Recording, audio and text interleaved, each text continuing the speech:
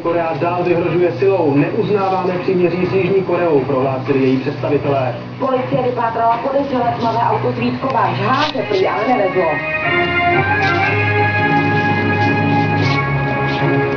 Sledujete hlavní zpravodajskou relaci televize Nova dnes s Lucí Borhiovou a Rejem Korantem. Dobrý večer, vítáme vás u televizních novin. Dobrý večer, vítejte. Šéfovi Nejvyššího kontrolního úřadu Františku Dohnalovi hrozí kárné řízení.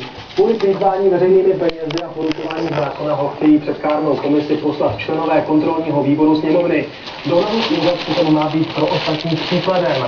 Sám totiž jejich hospodaření kontroluje. Dohnal celý kritice třeba kvůli tomu, že mu stát platí nadstandardní střešní byt. On sám ale tvrdí, že zákon nikdy neporušil. Za poslanci do sněmovny dnes prezident NKÚ přijel nejstarším ze 3 aut, která užívá. S jakými pocity sem jdete? S normálními. Napětí však bylo znát a poslanci kritikou nešetřili.